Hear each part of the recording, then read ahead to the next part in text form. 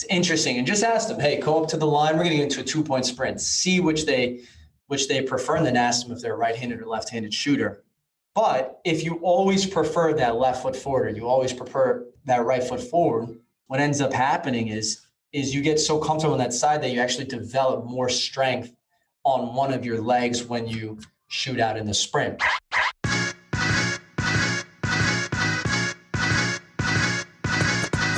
Hello and welcome to the Physical Preparation Podcast.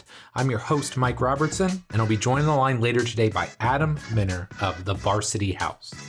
Now, before we jump into this week's episode, I want to give you a quick recap of the week that was, what's new in my neck of the woods, and just catch you up to speed. So first off, coming off the long weekend, pretty legit, pretty long and relaxing. Hopefully you can say the same.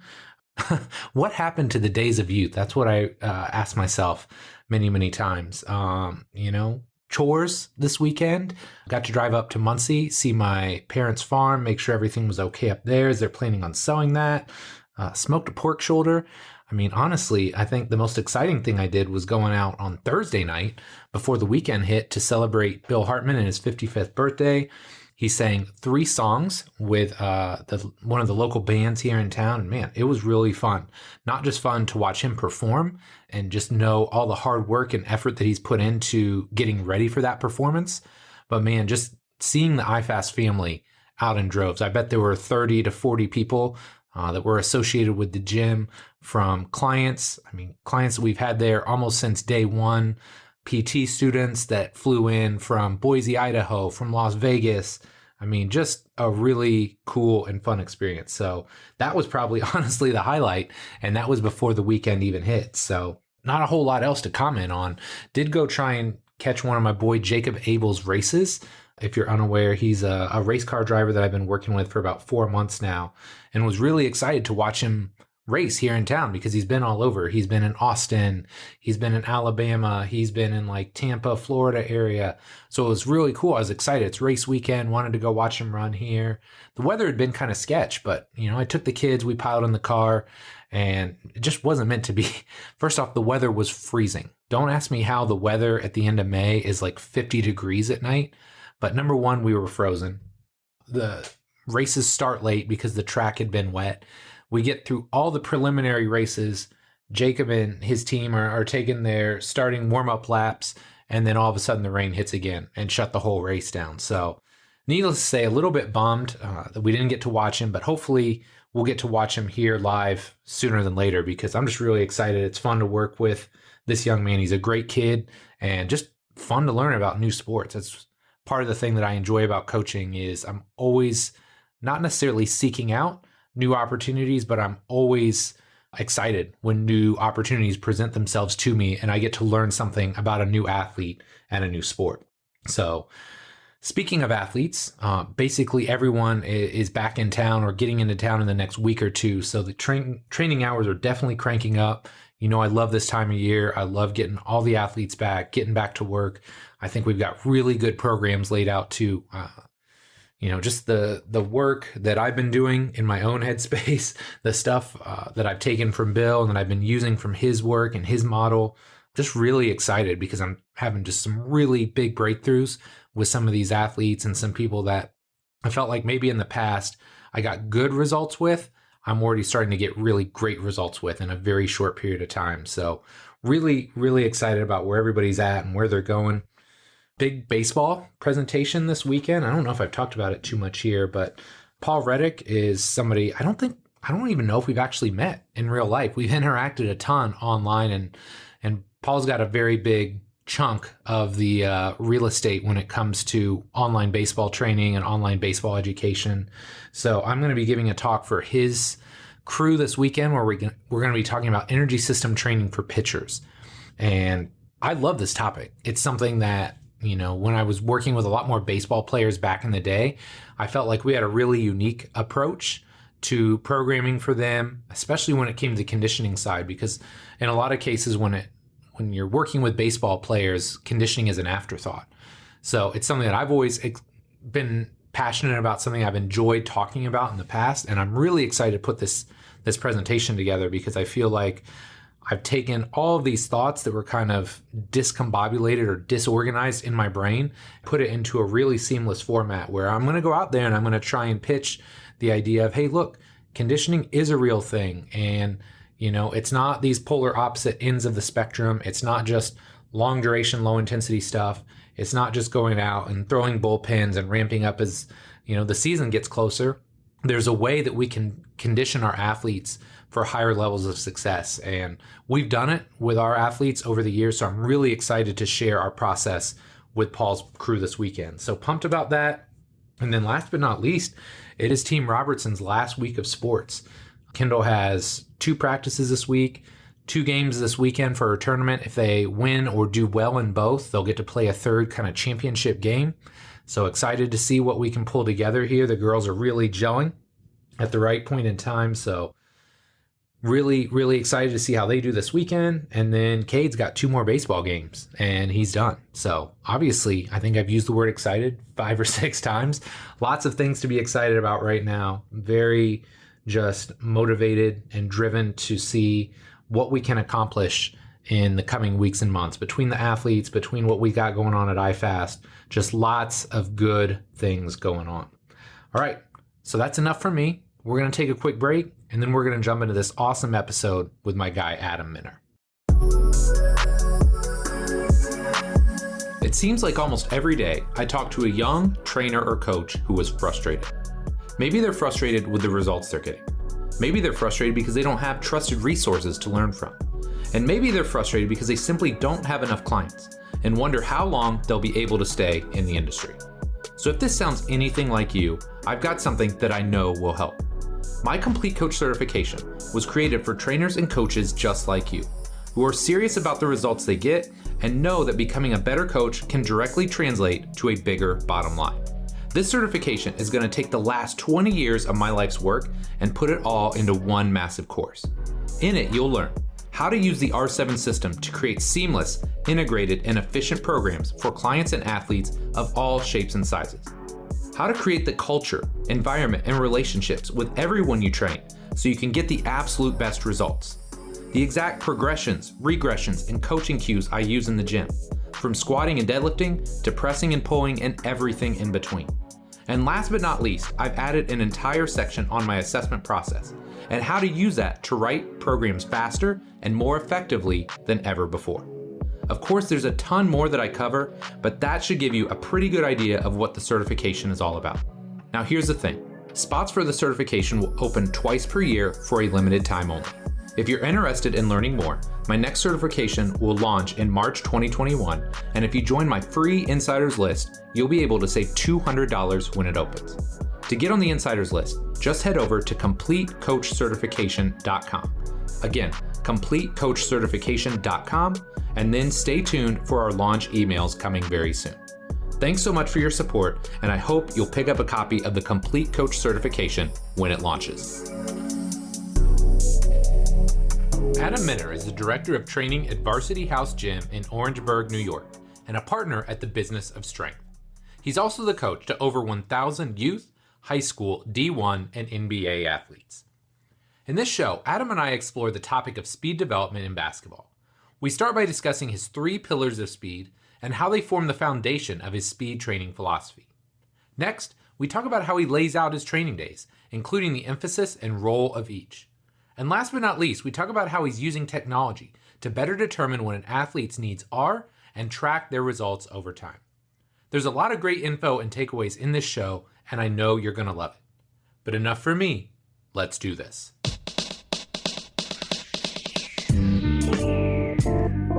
Adam, man, thanks so much for coming on the show here today. Really excited to have you on and chat with you. Could you start by just telling us a little bit about yourself? Yeah, sure, Mike. I appreciate you having me on.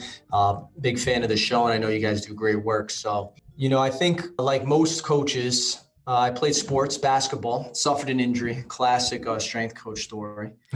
But at that time, I was so this was around college, end of high school, college.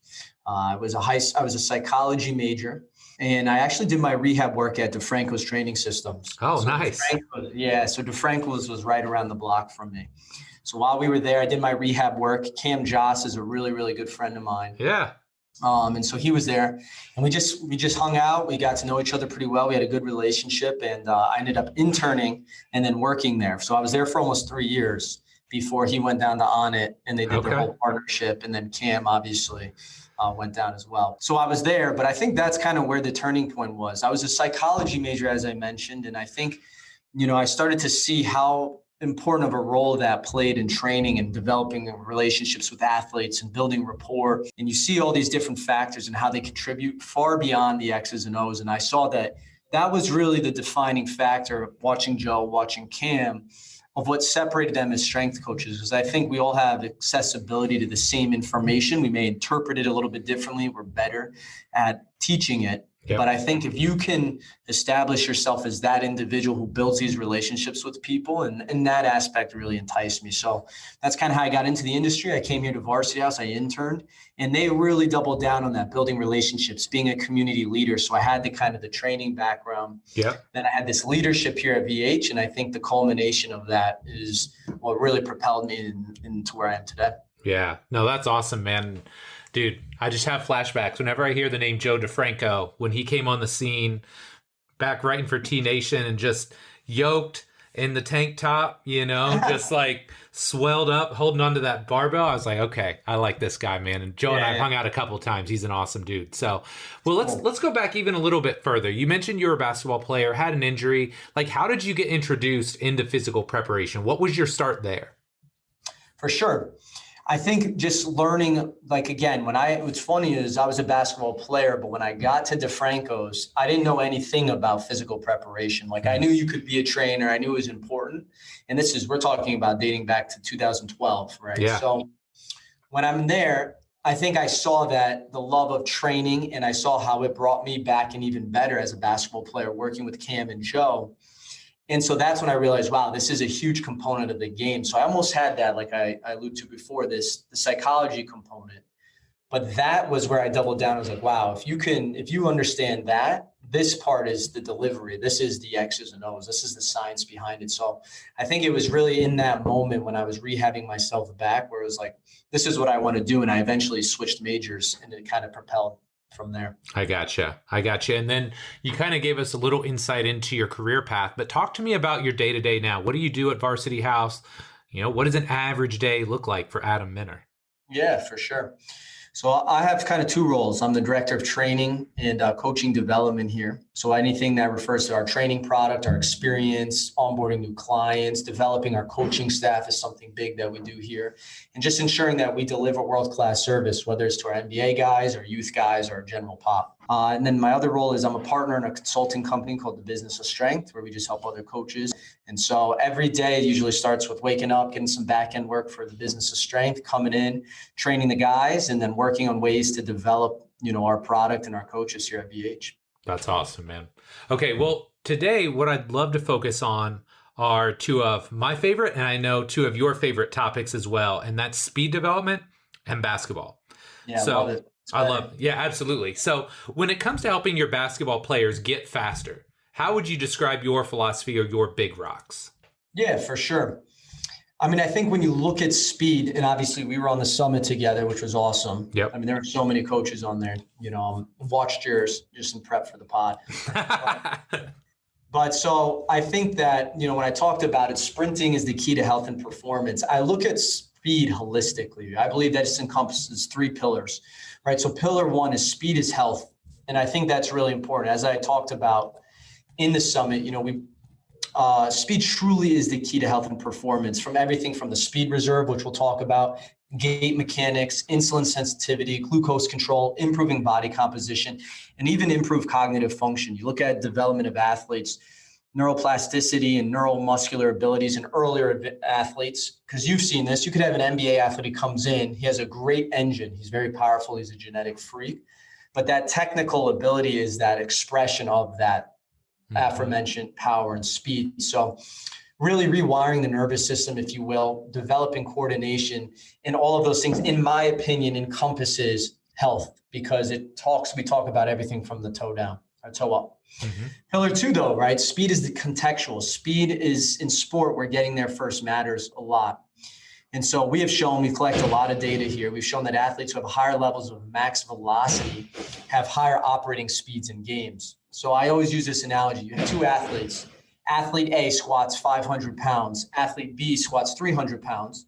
Well, who's going to be able to rep out 225 more, right? The athlete with the higher ceiling at 500 pounds. However, the same thing works in speed. If I can get an athlete, a basketball player, to attain velocity and hold it before that rate of deceleration, I know that their submax speed in their games is going to be higher than the opposition if that athlete doesn't have the same true max velocity.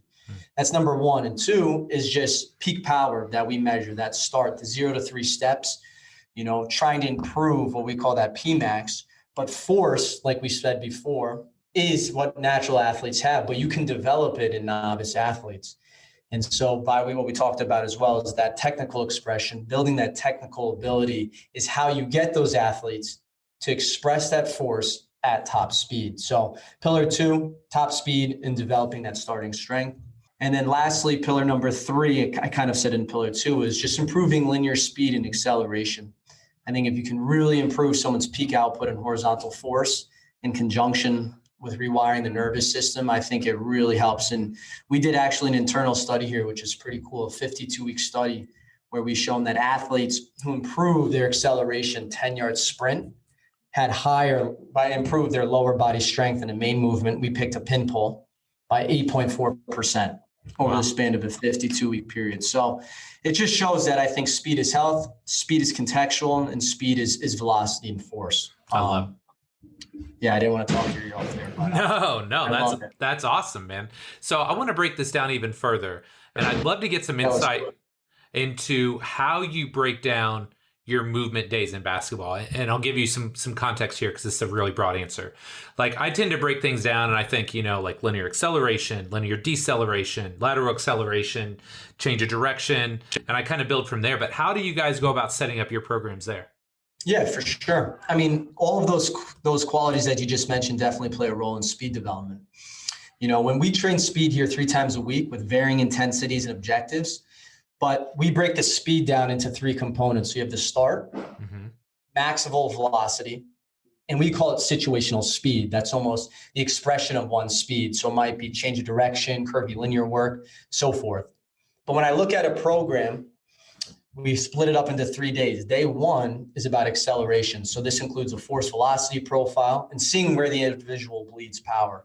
So this is by assessing their net force and their Pmax. So maybe they have really good starting strength, but very poor velocity. So that acceleration drops off quick. Whereas like our quicker athletes, more of our guards, they don't have as much force as our forwards, but they have really good velocity. So we know if we need to get them to their velocity quicker, we need to improve their starting acceleration and power. Yep. That's day 1. Day 2 is all about attaining velocity and the technical components. So this is where we're really honing in on that technical work to help them get to that top speed. Like I said, attaining velocity. And over time, we're ramping up the distances. This is where we include some flying sprints. This is where we include all those types of higher velocity based movements. And then, as you said, day 3 is situational speed. This is where we build in deceleration, lateral acceleration, deceleration. And I like to refer to it as our triplanar variation. So everything kind of needs to work in conjunction with together. But if I was to say day 1 is linear acceleration, day 2 is max velocity, day 3 is deceleration and change of direction. Dude, that's awesome. And it actually kind of led into a follow-up question I'd written down because you mentioned max velocity a couple times and not a lot of people talk about max velocity in the basketball space. So I'd love to hear a little bit more about like how you assess that. And I think you alluded to, you maybe do some flying tens, but could you talk a little bit more about that? Because again, a lot of people will tell you, you never hit max velocity in a basketball game. So I'd love to hear kind of your thoughts on that. Yeah, for sure. We've seen it in some of our data, but you can't blanket statement and say by improving true max velocity, there's an inverse relationship to improving acceleration. Right. However, I would argue if you can get an athlete to truly run at top speed, they will improve acceleration. Yep. But I think it's a slippery slope because a lot of people don't have that time frame to work with athletes. Shameless plug here, but we work with 4 13-week blocks. So no matter if you come in, I know I have you for 13 weeks, Yep. which is pretty cool. So we build that up front because I think it's important to hold somebody accountable instead of a drop-in rate or 5 sessions. It's like, I feel like I'd be doing you a disservice, talking to parents or athletes. It's like, hey, buy a 10 pack. It's like, there's no commitment on either end on that front. Right. So we're very fortunate in that way. But to answer your question, yeah, to get to that max velocity, why I believe it's so important is because of what I alluded to before. I think the nervous system, right? There's no exercise in the world that utilizes almost 100% of your motor units that speed does. But you only get 100% of those motor units at 15 yards or beyond. So when you look at these high performing plays of Odell Beckham catching, this crazy ball, or you look at guys, you hear the term, the game slows down. That's because they have so much frequent exposure to max velocity. So it helps with cognitive processing, because in a game, as we've talked about, that's sub-max speed. I can make decisions quicker by a frequently experienced faster paced environment, such as running a 15, 20, 30 meter sprint. There's no basketball player who truly runs that top speed in a game. And we've seen it. They're going a 5-yard burst, a 10-yard burst, and they slow down. So you'd be surprised at what you can see in terms of all these physiological subsets to build by getting an athlete to reach that max velocity. The hardest part, though, is building the technical capacity to do so. So it's a lot of technique work, a lot of posture work, a lot of pattern work, a lot of tendon work, just to ensure that we're prepping the athlete to handle those forces at that top speed. I love it. I love it. So one more follow-up question on that, because a lot of us are working in a small space, right? So like iFast is about 90 feet long. So, even in a basketball court. Right. So it's like, we can maybe get a 20 in there if we can open up the back door and have people run out the back. But just logistically, how do you work that into your programs? For sure. So in smaller spaces, this is where you can do a lot of flying 5s and flying 10s. Okay.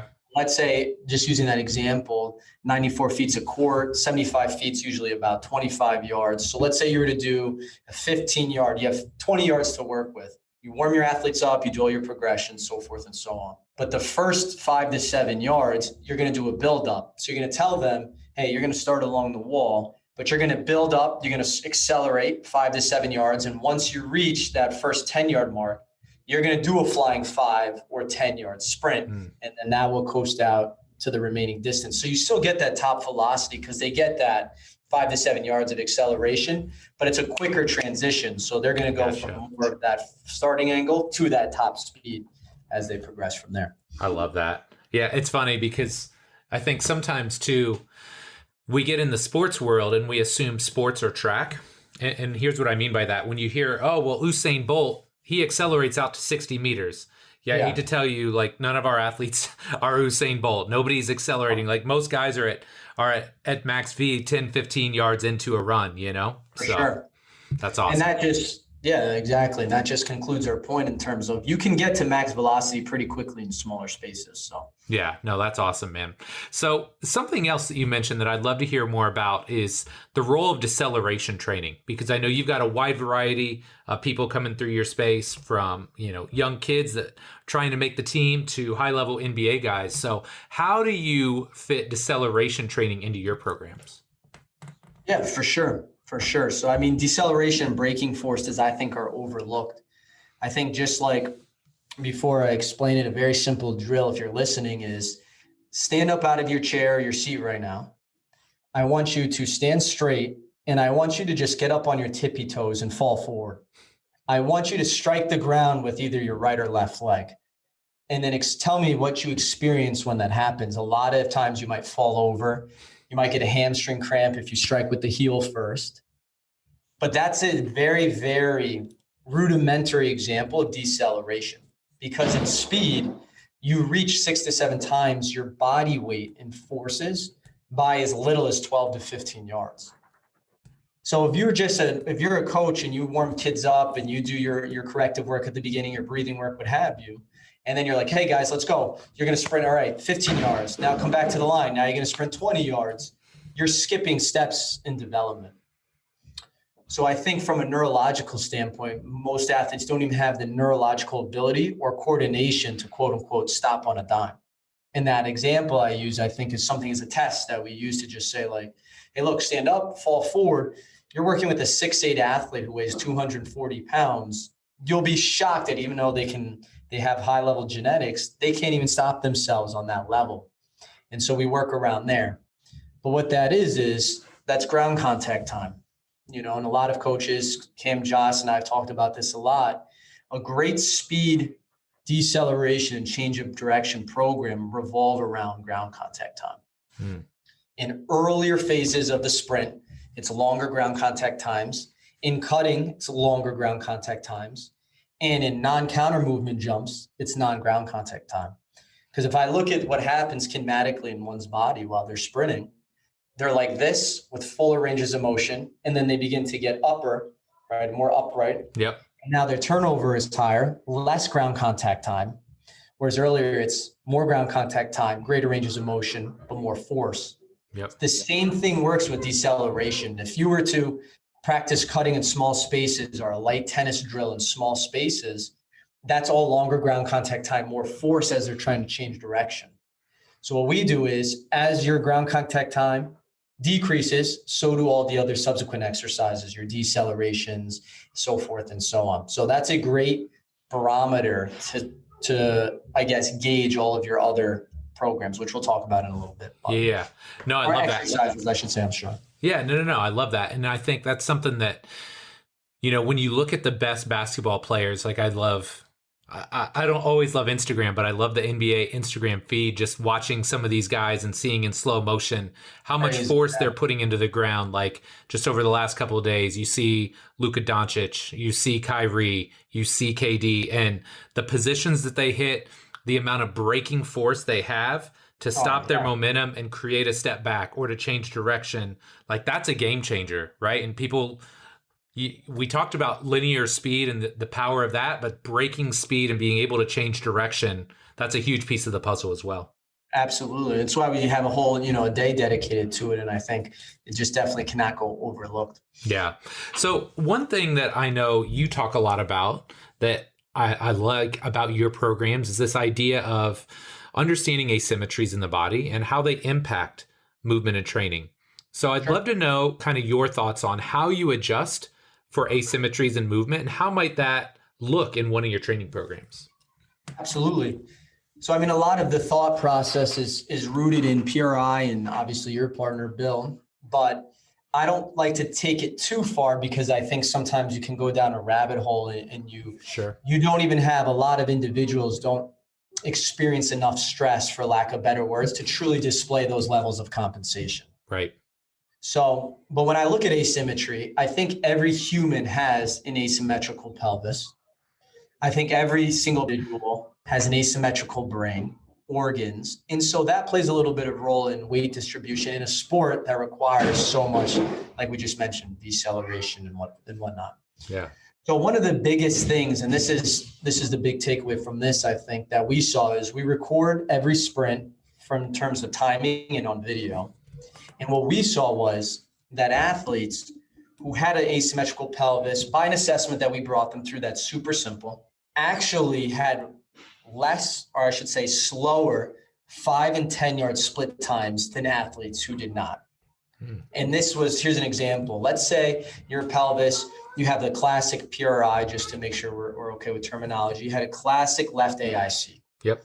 Your right side was a little bit more internally rotated. Well, in the sprint, when we set up, we do a lot of 2-point sprints. We don't do official 3 and 4 points because we deal with basketball players. Right. But when they take off, we know that you need equal weight distribution off both legs. But athletes who showed this asymmetry, their trajectory would change if I was looking at them from behind. So while they would sprint, they experience more force on that right side because they're better at loading, while the left side is better at propulsion. Right. But what happened is they would almost push off and drift towards this left side, and the left foot wasn't quick enough to come back in and accept that weight. So their sprint would almost curve left and then back to center. Interesting. And so by correcting that pattern, we were able to improve their time. But this mattered all the way when we did our weighted sprints, when we did our accelerations, and then even our max velocity. So I believe that we mitigated some potential injury there by addressing a lot of those issues. And then secondly, something that, is interesting is the brain is asymmetrical, how you process information, Right. Right and left hemisphere of the brain. One's more creative, one's more analytical. But this manifests itself in athletes when you watch them do their skill work, but also their training. Ask an athlete which side they like to do their step back to. Righties like to go right, left. Lefties like to go left, right. That's where they feel comfortable. When they sprint, righties like to go right foot forward, left foot back, and lefties like to go left foot forward and right foot back. It's interesting. And just ask them, hey, go up to the line. We're going to get into a 2-point sprint. See which they prefer, and then ask them if they're a right-handed or left-handed shooter. But if you always prefer that left foot forward, or you always prefer that right foot forward, what ends up happening is you get so comfortable on that side that you actually develop more strength on one of your legs when you shoot out in the sprint. So what we do in all of our warm-ups is we just switch it. So we try to create new reference points in the brain. And so we'll have them do the opposite. And it feels a little bit uncomfortable, but what we're really doing is we're just rewiring the brain like we talked about during the start of their sprint. And that has also helped improve sprint times over that 52-week period that we set. Yeah. And it sounds so basic, right? Like, oh, just have them start on the other side. But this is a huge piece of the puzzle. Like with the guys that I work with, we often have this discussion of, hey, everybody's asymmetrical. Most basketball players know it more so than a lot of sporting athletes, right? Sure. But I always talk to them in terms of, number one, I'm not trying to make you symmetrical. My goal is to help you better manage your asymmetry. And then I always try and give them context to it too, right? So like if I've got that typical left foot jumper, it's like, hey, dude, I know you can go up and whatever, jump 40 inches off the left. What can you do off your right? And a lot of times they're like, oh, I can barely dunk off my right. Or, oh, I'd never try and finish off two. So things that I'll try and relay back to them is, hey, look, like, I love that you're a left foot finisher. Let's continue to stabilize that and make sure that that's there. But what else can we add to the bag? Can we give you a right foot takeoff? Can we get you more comfortable jumping off too? And so if you can give them that context of, hey, this is how it's going to make you a better basketball player as well, I think then you can really get a lot of buy-in from your guys. Absolutely. And I think it's low-hanging fruit. Yep. I think what's happening is I saw this hilarious meme where it was like how they used to train in like the 90s and the 80s. And it was like guys lifting stones and like bench pressing. Yeah. And then it said how guys are training now, and they like had a balloon in their mouth and they were doing like bridges and like banded hydrants. Right. And it's like, because you're always trying to make it more complicated than it is. So just take the low-hanging fruit. Nail out those big rocks. And I think that solves a lot of issues that, again, these kids just don't have any true training. So that is going to move the needle pretty far for them. Yeah, for sure. So strength training is kind of a big deal when it comes to speed development, and rightfully so. But we also know that strength, at least now, we know it's not the be all end all that it once was. So I'd love to hear what role strength training plays in your speed development program these days. For sure. Yeah, for sure. So part of this study that we did, we showed that athletes who improved their strength from 0.25 to 1.5 improved their speed and performance, meaning their vertical jump and all of that, significantly by up to like 10, 12%. But what's interesting is athletes who tried to improve their lower body strength from 175 to 2 times their body weight strength had no additional gains in performance. This is when strength was prioritized. That's not going to always be the be all end all, but I think we know that getting a basketball player to deadlift 500-600 pounds is not going to provide any additional benefits. And even I would argue other sports too, even if you football, baseball, what have you, you need to start refocusing your efforts. So strength plays an important role because, again, I think that a lot of athletes don't have exposure to good strength training. Yep. I've seen, it's so funny, and I know you've seen this. You might see this really big jacked NBA guy. He comes in and he's the man. He can't even dumbbell press 40-pound dumbbells. Yep. And you're like, but you're this XY guy, and I just saw you on ESPN last night dunking all over these players. So what's the low-hanging fruit is improving strength, and we just created a metric, a barometer for where usually the taper off is, if you will. What lift were you measuring there? Yeah, so this was a single leg strength test. So this could be in proportion to their body weight. So let's say you were doing holding dumbbells, and they weighed 150 pounds. Well, they would have to have 150 pounds of total weight each hand. I gotcha. I was just interested because I actually did a show. People would have heard it last week. I just interviewed Zach earlier today. But Zach DeCamp from TCU, and he was talking about, with his front squat with his baseball players, generally between 1.4 and 1.7 times body weight. Now, granted, you can't compare directly baseball and basketball, but just that same mindset of, look, there's kind of this sweet spot that they found is best. And then if you go above that, you're probably going to get some diminishing returns. You're not going to see the same return on your investment as you would early on in your program. For sure. And sometimes too, I think one thing that is really important to note is you can't treat them like snowflakes, if you will. Yeah. In the sense of, we sometimes let them go. Like if they want to go on a lift, we've had guys in here who've rack pulled 500 pounds. We're talking about basketball players, NBA basketball players, but it's above the thigh. It's a quarter range of motion. It's a little bit safer, but you'd be shocked that like these guys have a lot more in them. So take the lowest hanging fruit, keep milking it. And then obviously as you progress, that's the metric that we've seen as we use as a blanket statement across for all athletes. But sometimes I think you got to take the training wheels off and you just got to let them go a little bit. I love it. And one other point I always want to make clear too is don't confuse chasing max strength with using the weight room to chase like tissue adaptations. For sure. Right? Like there's plenty of guys, and I know you've seen them as well, that like, okay, we've kind of topped out the strength training bucket, but that doesn't mean they don't strength train anymore.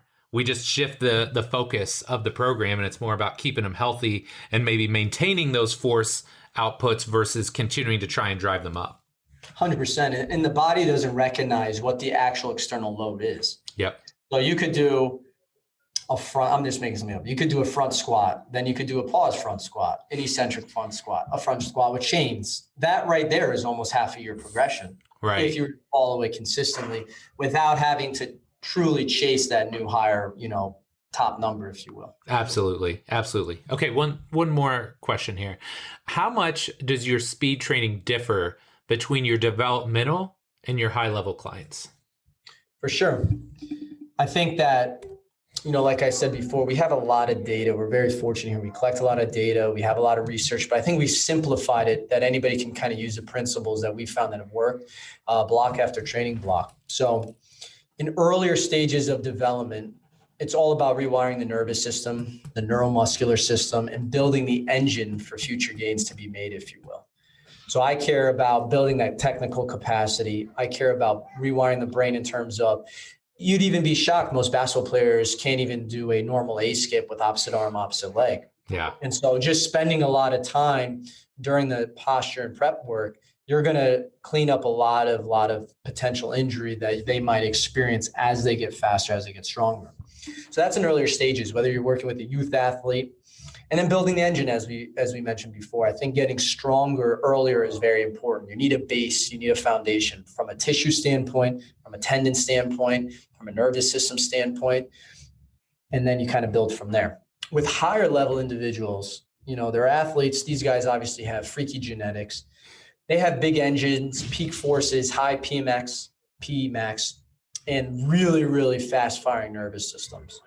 So for them, it's funny, I wrote an article about this, but we treat youth athletes like pros and pros like youth athletes in the sense of where their development lies, because these pro athletes, they already have the physical qualities that you're looking to attain if you're a youth athlete. Yep. So you need to go back to basics, more technical work, more basic principles, all of those things to help them better express their genetic ability. Yep. Whereas, like we said before, with the youth athletes, technically they'll catch on kind of quickly, but they don't have the power, the speed, and the strength that these other guys have. So I think it's important to just, again, know where the athlete is and meet them where they are. No, that's awesome. I feel like I'd be remiss here if I didn't ask, because you've talked a lot about like just tools and testing. Like, what kind of tools are you using there? Because I'm not like a hardcore tech guy, but like I enjoy some tech too. So what are you using to try and like gather numbers and gather your data? Yeah, for sure. So we use a couple of things. And initially, like every young coach, when we first started, you're like, all right, we need to collect as much as possible. And you make that mistake. Right. But over the years, you begin to really fine tune it in what you're actually looking for. And I always say to coaches, they want to just get this stuff just for the sake of having it. But it's like, no, what exactly are you looking for and why do you need it? Yep. So we use two things. We use Fusion Sport, which is the official technology of the NBA Combine. So we do that. So we have some of that. And when I don't need to break down in terms of every little thing that we look at, but we just look at a lot of force velocity profiling. We look at split times, and we have constants in our programming. So if you're listening to this, always have constants, meaning we use the 10 and 15 yard year round, no matter what phase of the sprint we're in, what phase of training we're in, because it's a barometer of improvement. If I can look back and be like, holy cow, you guys improved your speed by 20% over the last 13 weeks, you would only know that if you have a constant, as opposed to always changing the test. It's like in school, studying for a history test, you study, you get there, and then you're taking like a geology test. It's just trying to switch it up too much. The second one that we use is actually an in-body. Oh, okay. So in-body, it just gives us a lot of data to help create a roster list in the Fusion Sport. But as everyone knows, there is a huge correlation between improving your body composition and your performance. And so by just monitoring these two things, we know if they're trending in the right direction, that we're onto something. No, that's cool. And it actually reminds me of a show I did a while back with a guy named Jimmy Stitz.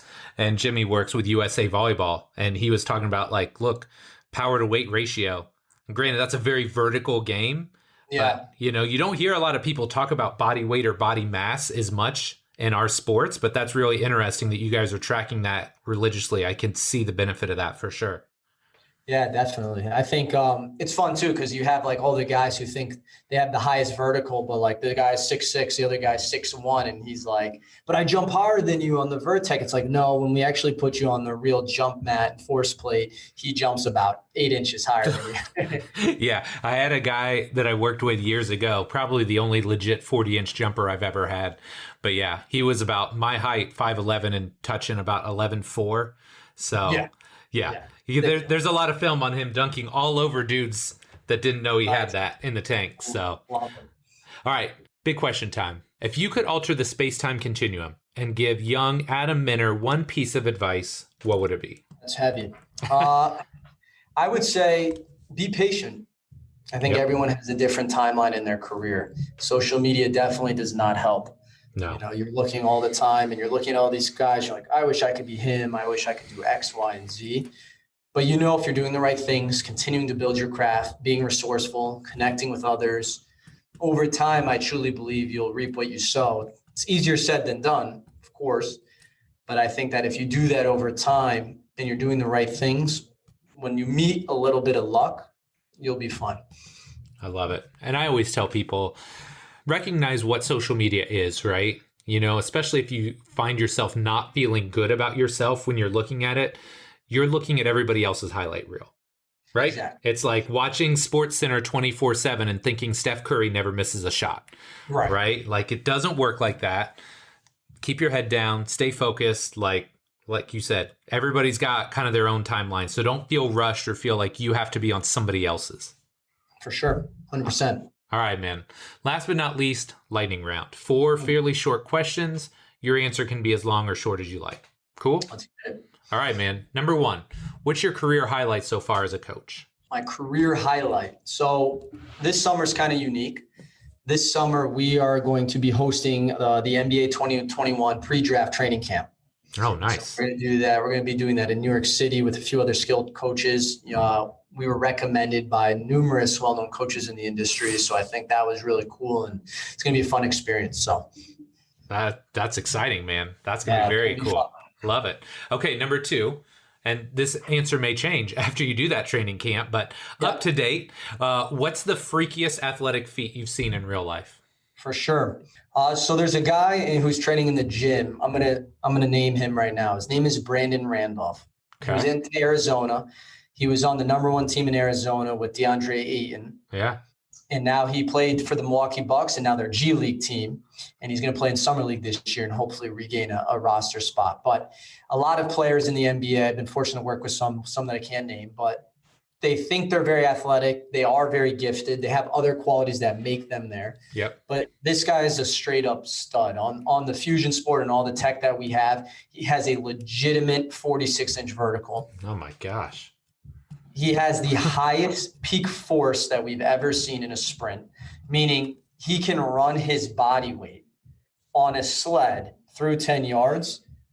Or no, I'm sorry. He can run 75% of his body weight on a sled through 10 yards. And the time only differs about 8% from his unweighted time. Wow. So like just his ability to get going and his piston engine like is just unbelievable. That's amazing, man. Yeah. It's sometimes you take it for granted and then you see stuff like that and you're like, whoa, dude, you're next level, man. For sure. Next level. Okay. Number 3, I'm really interested in this one. What's the biggest mistake you've ever made as a coach and how did you learn from it? Yeah, easy. Trying to prove you know everything. I think when you're young, there's this life cycle. I think Brett Bartholomew talks about it a little bit, but I don't think you really realize it until you start to experience, significant success, I'll call it, where there's a little bit more on the line. You have contracts, you're dealing with other coaches, you're dealing with agents, maybe you're dealing with other businesses. But at the beginning, you're just trying to think you know everything. You're showing everything, but you have no context. And then as you begin to really get in the trenches, 30, 40, 50-hour work weeks for years, you start to go like, wow, I know nothing. Everything that I thought I just reading and I'm doing, I have no idea. And then it starts to come full circle where you're like, simplify everything. Because you're like, okay, over the last 10 years, these 5 things have worked. These 1,000 other things have not. And you just double down on them. And I think that's where, back to the top, the psychology component of creating an awesome atmosphere, a great culture, where the training doesn't really differ, but the environment and the people you work with do. Yeah. So I would say trying to prove everything right at the beginning is just take it with time and be careful with your words. Hey, I found this, or this has seemed to work, as opposed to, speaking in absolutes. Absolutely. And I think that's something we all learn with time, right? Because you want to prove your worth, right? Like that's normal. I know I wanted to do that as well, but at the same time, you do it long enough and you're like, oh, wow. Like a lot of the stuff that I thought I knew back then, I was not correct about. It humbles you. This game humbles you. That's for sure. Sometimes I look back and I'm like, I'm just lucky some of those kids I worked with didn't die. Yes, absolutely, man. Okay, last but not least, number 4. What's next for Adam Minner? What are you working on? What are you excited about? Anything? For sure. This summer is going to be really, really cool. Here, we're hosting a really high-level pro collegiate program. So we're going to have 50 to 60 kids of all sports. So yes, basketball, but all sports. And it's going to be a lot of fun. The NBA draft training, like we mentioned too. And then our company, Business of Strength, we're releasing a really inexpensive educational platform for young strength coaches that we're very excited about. And we've been working really, really hard on it. So those are the 3 things that, I know my team and myself are really proud of, and they've done an awesome job. So. That's awesome, man. Well, Adam, it's really been awesome catching up with you today. Next time you're in beautiful Carmel, Indiana, you better come by the gym or I'm going to be real upset. Sure. I'm going to be upset. But where can my listeners find out more about you and all the great work you're doing?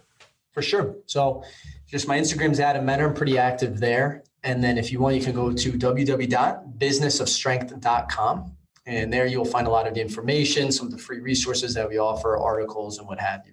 I love it, man. Well, Adam, again, it was really great to catch up with you today. And thanks for coming on the show.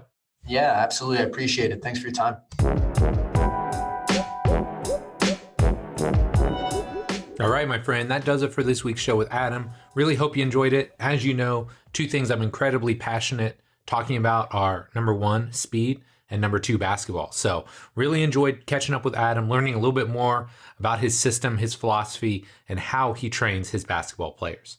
So if you enjoyed this episode, please do me a favor, pass this along to a fellow trainer, a fellow coach, maybe another basketball player that you think could benefit from learning more about how we train speed and how you can get the absolute most out of your basketball game by better understanding the elements of speed training. So my friend, as always, thank you so much for your support. Love and appreciate you, and we'll be back soon with our next episode. Take care.